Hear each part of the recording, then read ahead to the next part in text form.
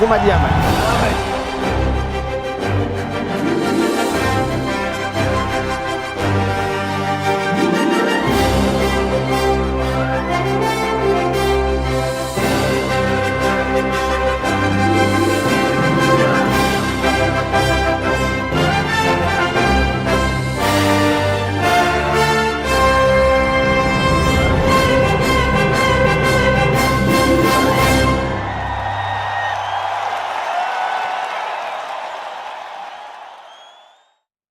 Quelqu'un m'a dit Amen. Amen. Vous savez, Dieu est véritable. Amen.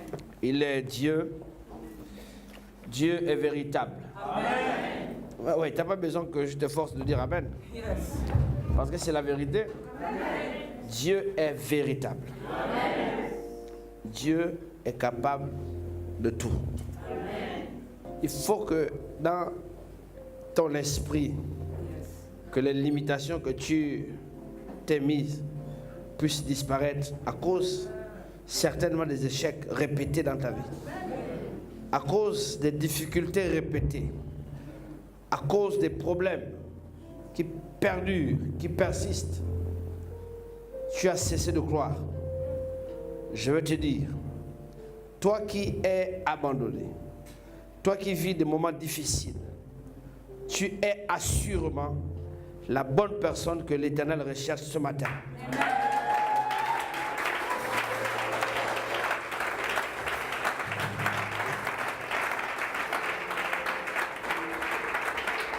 Tu es la bonne personne. Pourquoi? Parce que de la Genèse à l'Apocalypse, lorsque j'ai vu les interventions de Dieu, Dieu va toujours agir lorsque l'homme n'a plus rien à dire. Yes. Lorsque les hommes ont fini leur conclusion. Lorsque les hommes ont fini de tirer leur conclusion. Lorsque les hommes disent, ils sentent déjà, on ne peut plus rien faire, à moins des miracles. C'est là que l'Élohim se réveille. Parce qu'il ne partage pas sa gloire avec un homme.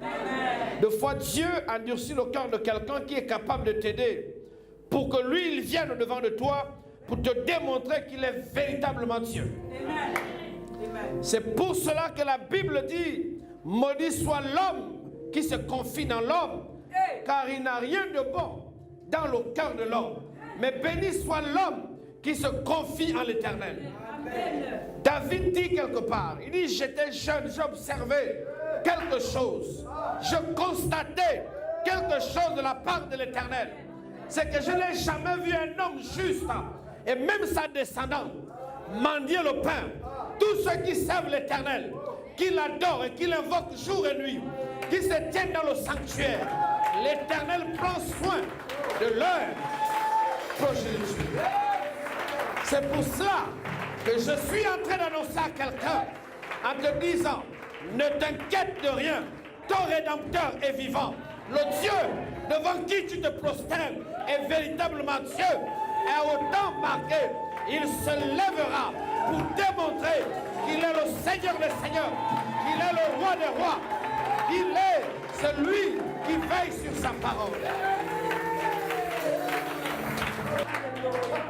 Il ne s'est pas encore levé parce qu'il y a encore des restes de tes ennemis qui continuent de parler. Il y a encore des hommes qui continuent à manigancer des plans. Oh my God, my God, my God, my God.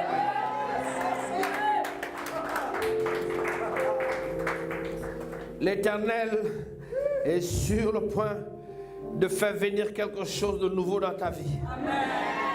Il veut faire venir quelque chose de nouveau dans ta vie, me dit le Saint-Esprit. Amen. Il veut faire venir quelque chose de nouveau dans ta vie. Amen. Quelque chose de nouveau veut arriver dans ta vie. Amen. Quelque chose de nouveau. Mais il est important qu'il y ait un bouleversement dans ta pensée et dans ton intelligence.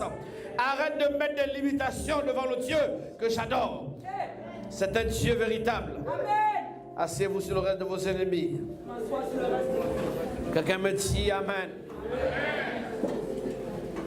Par la grâce de Dieu, j'ai compris une chose avec l'Éternel. Avec Dieu, ce n'est pas le forcing.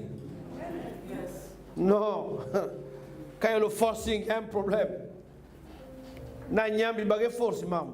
On ne force pas les choses avec l'Éternel. Avec Dieu, il n'y a pas de forcing. Quelqu'un m'a dit Amen. Avec Dieu, il n'y a pas de forcing. Quand vous voyez le forcing, ce n'est pas Dieu. Quand Dieu veut bénir quelqu'un, tu ne forces pas. Il dit, c'est la bénédiction de l'Éternel qui enrichit. Et elle ne se fait suivre d'aucun chagrin. Tu n'as pas besoin de mettre des mécanismes en place. Mais tu as simplement besoin de suivre le mouvement de l'Esprit, du Dieu qui te parle et qui t'inspire à gauche, à droite, en haut, en bas. Et tu vois simplement les résultats. Si tu obéis à la voix de l'Éternel, ton Dieu, il dit, voici les bénédictions qui seront ton partage. Il dit, l'Éternel ordonnera à la bénédiction de t'accompagner. J'ai envie de te dire que la bénédiction a des pieds, a des oreilles pour entendre. Ainsi dit le Seigneur. La bénédiction se déplace. Elle marche avec certaines personnes.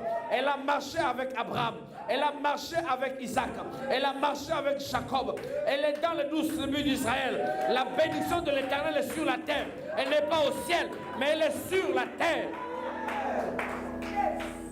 Amen. Elle est ici, sur la terre. Lorsque l'Éternel verra que tu as compris ses plans, les choses ne vont plus. Il n'y aura plus de complications. Vous savez, quand vous forcez les choses, quand vous faites quelque chose et puis il y a quelque chose dans votre esprit qui semble vous faire hésiter, n'allez pas, ne continuez pas. Dieu est en train de te dire que tu es en train de faire le forcing. Avec Dieu, ce n'est pas le forcing. Avec Dieu, tout est limpide et lucide. C'est clair, il y a la transparence.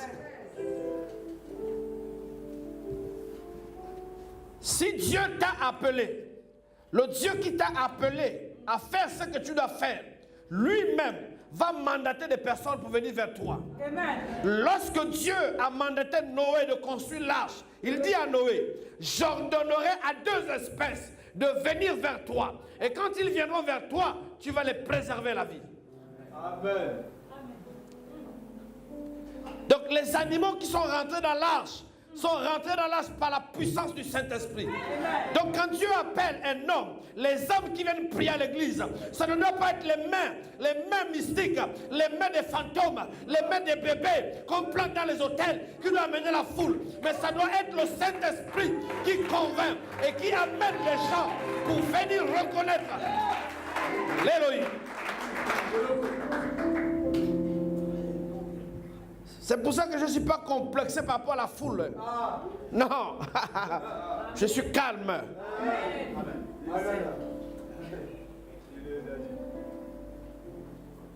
J'ai besoin de présenter un jour à Dieu un peuple sans tache, ni ride, ni rien de semblable. Un peuple qui a cru véritablement à l'évangile révélé, à l'évangile de la résurrection des morts, à l'évangile de l'enlèvement de l'église, à l'évangile du pardon des péchés, à l'évangile de la grâce, à l'évangile du miracle, à l'évangile du prophétique, à l'évangile de puissance. Vous savez, j'aimerais vous dire une chose. Toute personne qui est élue de Dieu, quand je parle d'un élu, c'est une personne que Dieu a choisie avant la fondation du monde. Donc il y a eu des élections. Et puis ces élections, dans le ciel, tu as remporté. Quand on parle d'élection, ce n'est pas un petit mot. Quand on parle d'élection, j'ai envie de dire, on parle de prédestination. Donc avant la création de toutes les choses physiques, tout ce qui concerne le monde physique que vos yeux voient, il y a eu d'abord le monde des dimensions invisibles. Là où nous étions avec Jésus-Christ comme étant notre roi. Là où il était notre lumière. Et ces gens qui disent au commencement était la parole. La parole était avec Dieu. La parole était Dieu. Et elle était la lumière des hommes. À quel moment elle était? Lorsque nous étions dans l'éternité. C'est Jésus qui nous a toujours éclairés. C'est pour ça que cette même lumière est revenue à notre secours lorsque Satan nous a induits dans les ténèbres.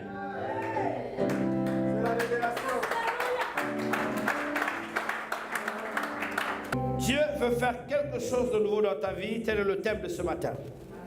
Habakkuk au chapitre 1er, disons, la parole, mettons-nous debout pour la parole et nous partageons ensemble. Habakkuk, chapitre 1. Oracle révélé à Habakkuk le prophète. Jusque à quand, ô Éternel? J'ai crié et tu n'écoutes pas. J'ai crié vers toi à la violence et tu ne secours pas. Pourquoi me fais-tu voir l'iniquité et contemples-tu l'injustice? Pourquoi l'oppression et la violence sont-elles devant moi? Il y a des querelles et la discorde s'élève, aussi la loi n'a point de vie, la justice n'a point de force. Car le méchant triomphe du juste et l'on rend des jugements iniques. Jetez les yeux parmi les nations, regardez, et soyez saisis d'étonnement, d'épouvante, car je vais faire en vos jours une œuvre que vous ne croiriez pas si on la racontait. Voici, je vais susciter les Chaldéens, peuple furibond et impétueux qui traversent de vastes étendues de pays pour s'emparer de demeures qui ne sont pas à lui. Dieu veut faire quelque chose de nouveau dans ta vie. Tel est le message. Le souffle de l'esprit dans mon esprit ce matin, pour toi qui es venu. Dieu veut faire quelque chose de nouveau dans ta vie. Mais pour que Dieu fasse quelque chose de nouveau dans ta vie, il y a un préalable. Bien du moins, il y a des préalables, il y a des avant, il y a des choses qui doivent sauter de ta vie. Il y a des choses qui doivent être ôtées de ta vie. La première chose dont je vous ai élucidé tout à l'heure, le renouvellement de la pensée. Paul a insisté. Lorsqu'il parle de ce message, il est à Rome et il parle aux chrétiens de Rome. Dans Romains chapitre 12, il dit, ne vous conformez pas au siècle présent, mais plutôt ayez le renouvellement de l'intelligence afin de connaître quelle est la volonté de Dieu à votre sujet. En d'autres termes, vous ne pouvez pas connaître la volonté de Dieu à votre sujet si au préalable vous n'avez pas un renouvellement de pensée. Une nouvelle façon de voir les choses. Pourquoi est-ce que tu mets des limitations à ta vie? Pourquoi est-ce que tu penses que tu es déjà terminé? Pourquoi est-ce que tu penses que Dieu ne peut plus agir? Alors ces pensées sont des obstacles à la manifestation de la gloire de Dieu de quiconque se tourne vers l'Éternel. Toutes les fois que Dieu va visiter quelqu'un, vous remarquerez que ce quelqu'un sera en but par rapport à ses pensées face à la vision de l'Éternel. Lorsque les enfants d'Israël étaient dans le chaos au temps d'Ézéchiel, regardez ce que l'Éternel fait. L'Éternel prend Ézéchiel, l'amène, le transporte en esprit, pas en chair, en esprit, parce que la foi est du domaine de l'esprit. Ézéchiel se met dans une vallée par l'esprit de Dieu, et l'Éternel le montre dans l'esprit la situation chaotique d'Israël. En d'autres termes, l'Éternel va montrer à Ézéchiel la nature spirituelle de la nation israélienne à cette époque. Elle était devenue une vallée d'ossements desséchés. En fait, c'était comme un cimetière. De fois, vous faites des rêves où Dieu vous montre votre état spirituel. Vous voyez quelqu'un qui est dans la maison qui est nu. Tu es tout nu. Tu marches nu en rêve. Ça veut dire, ton état spirituel, tu n'as pas de couverture spirituelle, tu es nu, tu n'es pas revenu. Des fois, tu marches des chaussures temporaires. Dieu te dit, tu n'as pas le zèle de l'évangile sous tes pieds. Tu me suis, mais tu n'as pas le zèle. Or, le zèle de l'évangile fait partie des armes de l'Éternel. L'Éternel amène Ézéchiel dans la dimension où il travaille, la dimension de l'esprit. Il ne le laisse pas dans la chair. Il le transporte en esprit. Parce que s'il devait montrer la situation d'Israël sur le plan charnel, ça devait être impossible. Vous comprenez? Ça devait être impossible. Donc quand Dieu veut vous parler, il va vous amener dans la dimension de l'esprit. Si vous voulez être utilisé par Dieu, vous devez être en esprit. Dieu est esprit. Et quand il veut t'utiliser, il veut que tu sois aussi en esprit. Mais pour être en esprit, il faut que tu aies des prédispositions. Que tu n'aies pas, par exemple, peur. Je me rappelle la première fois que l'Éternel descendit. J'étais jeune. J'ai senti un tremblement de terre. J'ai arrêté de prier, j'ai barré. Je n'étais pas préparé, j'ai eu peur. Mes amis, vous ne pouvez pas servir l'Éternel si vous n'êtes pas prêt à voir des choses compliquées. Hey. Mais là où Dieu habite, mais il n'y a que des monstres. Là où Dieu habite, il n'y a que des monstres.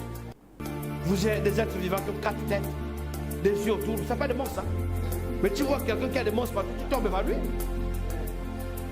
Beaucoup disent Seigneur, je veux voir ta face. Seigneur, je veux voir ta face. Seigneur, je veux voir ta face. Moïse a tenté. Il dit Seigneur, je veux voir ta face. Tu as dit à Moïse, mon petit, est-ce que tu sais ce que tu es en train de demander? Est-ce que même tu sais ce que tu es en train de demander? Tu vois quoi? Seigneur, je veux voir ta face. Petit. Personne ne peut voir ma face, c'est tous les êtres vivants. C'est pas possible. Si tu vois ma face, tu meurs. Alléluia. Quelqu'un m'a dit amen. Donc, si vous voulez que Dieu vous utilise pour vous amener dans de nouvelles choses, il est important que vous soyez spirituel. Or, le monde de l'esprit est différent du monde naturel. Dans le monde naturel, vous voyez des obstacles, vous voyez des impossibilités, vous voyez des blocages, vous voyez des difficultés, vous voyez le chômage, vous voyez le péril, vous voyez la faim, vous voyez la guerre. Mais dans l'esprit, tout est possible quand vous êtes dans la dimension de l'esprit. Quand Dieu dit, celui qui croit en moi, rien ne lui sera impossible, en fait, il s'agit de quelqu'un qui monte dans la dimension de l'esprit. Le monde est géré par les esprits. C'est pour cela que vous allez voir les sorciers. Vous faites votre malin, mais un sorcier, quand il te bloque, qu'est-ce qu'il fait? C'est un esprit qu'il fait. Il fait ce qu'on appelle sortir en vampire. Il sort en vampire et il fait ses mécaniques dans la sorcellerie en vampire. Mais tu le vois au quartier les pauvres, il fait pitié. Mais dans le monde de la sorcellerie, c'est un roi, c'est une règle où les gens se prosternent devant lui. Vous n'êtes pas demandé pourquoi est-ce que les sorciers n'arrivent pas à abandonner le vampire. Vous n'avez pas demandé, mais pourquoi les sorciers aiment tant la sorcellerie? Même quand il vient à l'église, il fait semblant de prévenir tout sorcier. Pourquoi il ne laisse pas? Parce que quand quelqu'un est dans le monde de l'esprit, il y a des impossibilités là-bas terribles. Dans le monde naturel, il n'arrive pas à sortir une femme parce qu'il est tellement moche. Mais dans le monde de l'esprit, il sort un vampire, il vient parler de lui, il sort avec la femme. Dans le monde de l'esprit, il peut avoir 1 million, mais dans le monde charnel, autant pour moi, il peut avoir 1 million, mais dans le monde de l'esprit, il peut avoir des milliards. Donc quand vous le demandez à abandonner, il dit que non, c'est pas possible. Je ne sais pas si vous comprenez ça. Donc dans le monde de l'esprit, il y a des choses bizarres qui se passent. C'est pour ça que les sorciers ont du mal. Or, il est important qu'un enfant de Dieu, c'est pour cela que la première dimension, pour que l'esprit puisse se manifester, c'est le jeûne. Le jeûne mortifie la chair. Le jeûne brise beaucoup de désirs. Un homme qui jeûne beaucoup, une femme qui jeûne beaucoup, vous allez commencer à sentir les messages de l'esprit. Ah, ils ne disent pas amen. Est-ce que je suis en train d'enseigner? Si vous êtes un esprit, vous allez commencer à faire des choses bizarres, à vivre des expériences bizarres qui vont vous émerveiller et qui vont vous amener à vous attacher encore davantage à l'Éternel. Le moment de l'esprit. Soyez un esprit. Vous ne pouvez pas être un esprit si vous passez le temps qu'à fumer, à boire. Vous ne pouvez pas. Tout le temps que manger. Tout le temps que boire de nuit. Et dimanche, tu vas à l'église, tu dors parce que tu étais toute la nuit, tu étais dans les gosets, toute la nuit, tu étais dans... Comment voulez-vous que l'esprit se manifeste? Dieu ne peut pas. Il y a des barrières, il y a trop de frontières, il y a trop de choses compliquées entre toi et Dieu. Dieu ne peut pas te montrer sa gloire. Donc le problème, c'est pas Dieu, le problème, c'est toi. Quelle est ta position? Qu'est-ce que tu fais? Ou bien toutes les nuits, tu sors le vampire. Tu sors le vampire. Et puis souvent les gens... Parce que vous savez, le diable est trop têtu. Le sorcier, il n'y a pas quelqu'un qui est têtu comme le sorcier. Le diable lui dit que va, on t'envoie mission à telle église. Tu dois faire tomber l'homme de Dieu, là, il doit tomber. Il faut qu'il tombe. Donc le sorcier est très patient parce que son père, c'est le serpent ancien. Or, le serpent est très patient.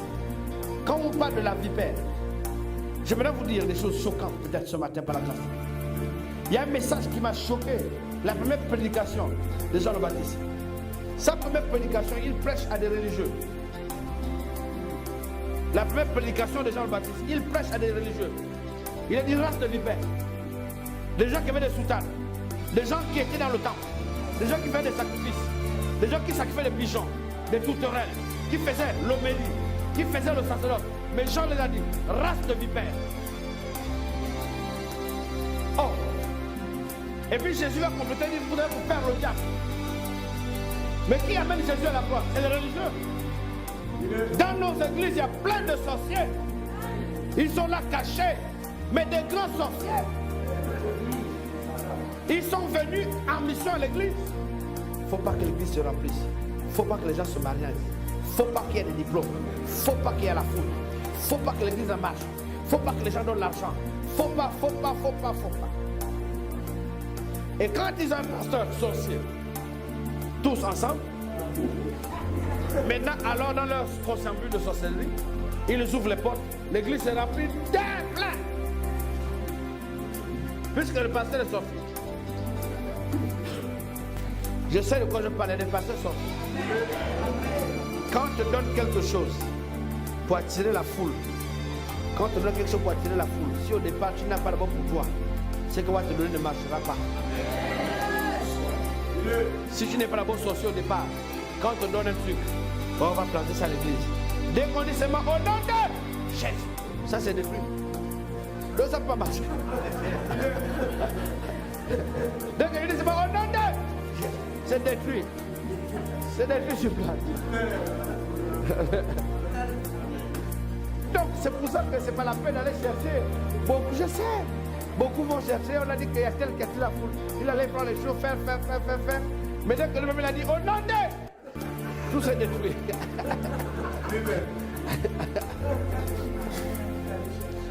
Alléluia. Si tu as Jésus, tu ne peux pas amener les fétiches à l'église. Amen. Maintenant, vous voyez, quand quelqu'un est le nom de Jésus, et puis la foule étant sorcier, là c'est notre mystère. Lui-même il sait. Il y a des choses qu'il donne. On dit ici on ne fait pas ça. Ici on n'arrive pas à tel endroit. Ici les femmes portent le flamme comme ça, ou bien comme ça. Quand elles les menstruent, vous n'arrivez pas à l'église. Il y a beaucoup de choses, beaucoup de interdits parce que ça peut bloquer leur mouvement qu'ils ont placé. Ça peut bloquer leur akara qu'ils ont placé à l'église. Oh, la Bible dit là où il y a l'Esprit de Dieu, il y a la liberté. La liberté de siffler, de danser, d'acclamer, de sauter, de rire. Alléluia. C'est là où il y a l'Esprit de Dieu. Alléluia. C'est ça. Mais quand vous voyez des gens ici, attention, il y a trop de choses là. Il faut savoir qu'ils ont beaucoup de choses, beaucoup de méthodes, plein de méthodes. Alléluia. Et vous le reconnaissez par leur fruit. Quand quelqu'un n'est pas de Dieu, c'est le fruit. Un arbre bon, la Bible dit porte du bon fruit. Un arbre qui est mauvais porte du mauvais fruit. Mais le fruit de quelqu'un, c'est l'état du cœur. Amen. J'aimerais vous dire des choses en peine ce matin. Dieu veut faire des choses nouvelles, mais il est important que vous sachiez la connaissance. Élément indispensable. Deuxième point. Vous ne pouvez pas vivre des miracles si vous n'avez pas la connaissance des choses de Dieu. La connaissance des choses de Dieu est très indispensable pour que Dieu puisse faire de nouvelles choses dans vos vies. La connaissance. Beaucoup de chrétiens ne connaissent pas Dieu. Ils connaissent Dieu par rapport aux enseignements rabougris qu'on leur donne à gauche, à droite. Dieu n'est pas limité. J'entends des pasteurs ou des chrétiens dire, ça là, Dieu ne peut pas faire ça. Qui es-tu? Dieu est illimité. Dieu peut faire des choses bizarres qui dépassent ton entendement. Revenons dans le texte. Il dit, voici, je vais faire quelque chose qui est sur le point d'arriver. Il dit, si on vous raconte ça, vous n'allez pas croire. Il dit, je vais susciter les Chaldéens, des hommes moribonds, des hommes fiards, qui traversent les frontières parce qu'ils sont des peureux. Ils ne peuvent pas aller en guerre. Mais je vais ressusciter. Ils viendront s'emparer de votre royaume, vous Israël.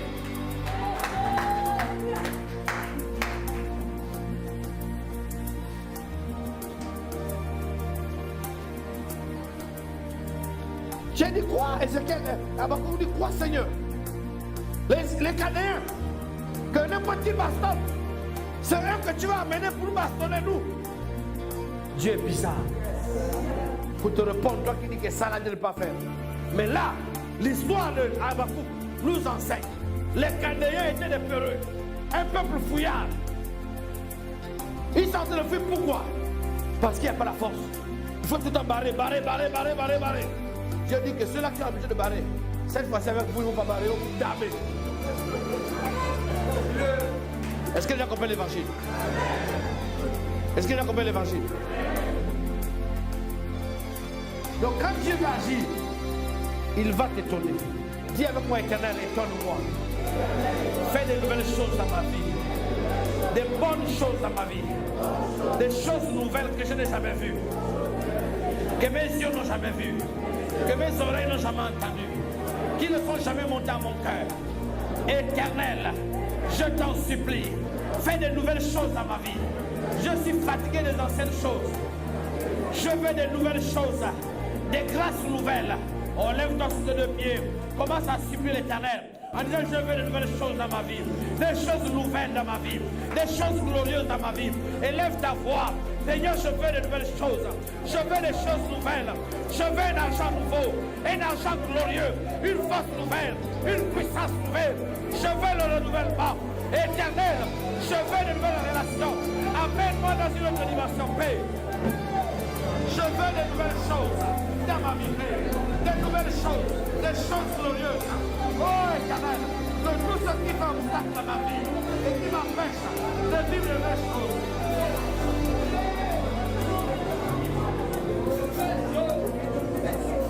Ce matin, je me répands. Je prie que par ton esprit, tu viennes enlever tout ce qui est vieux en moi. Tout ce qui a été rouillé par les épreuves de la vie. Tout ce qui a été tacheté par la houille dans ma vie. Au nom de Jésus. Éternel, viens enlever tout ce qui est vieux en moi. Viens me débarrasser des vieux habits à lambeaux. Viens enlever le vieux en moi. Je veux vivre de nouvelles choses. Éternel, amène-moi en esprit. Je veux vivre en esprit. Afin que toi et moi, nous soyons un. Fais-moi vivre en esprit. Éternel, je t'appelle ce matin. Au nom de Jésus.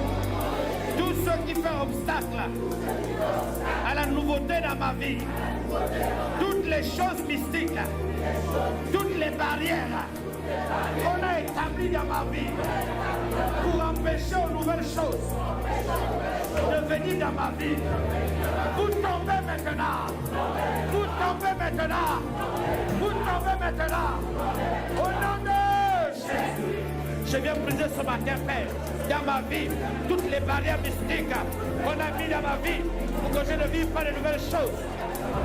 Je viens les détruire. Père, je dois vivre de nouvelles choses dans ma vie. Ce matin, je viens détruire le fondement de la vieillerie. Le fondement de la vieillerie. Je viens détruire le fondement des vieilles choses. Je veux de nouvelles choses.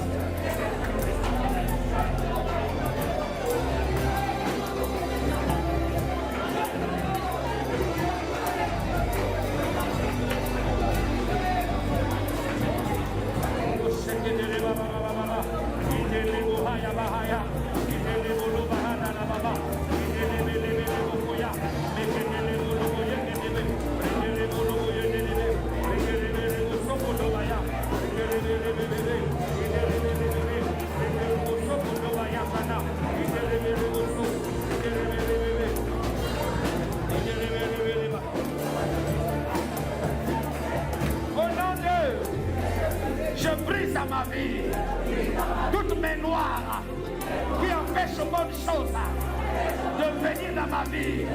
Toutes mes noirs qui empêchent aux bonnes choses de venir dans ma vie. Je coupe cela. On coupe cela pour le paix de l'esprit. Toutes mes noirs qui empêchent aux bonnes choses de venir dans ma vie. Dans le nom de Jésus, je viens couper. Au nom de Jésus, je viens couper toutes mes noirs. Au nom de Jésus.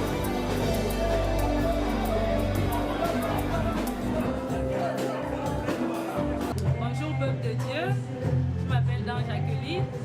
Ça fait pratiquement, depuis le mois de décembre que je prie à la chapelle des solutions. Dieu a permis que je ne puisse pas être une chrétienne sportive. je me suis retrouvée au bon endroit et au bon moment. Et depuis que j'y suis, tout va bien dans ma vie. Dieu a fait des merveilles pour moi. J'étais sans emploi, j'ai trouvé du boulot. Ça va. Bref, à la chapelle, les solutions et la solution. Donc, je vous prie de venir. Nous sommes à Nomba-Kélé, en Sanyon, à Bénéfoire. Tout dépend de la proximité de tout un chacun. Donc, soyez bénis.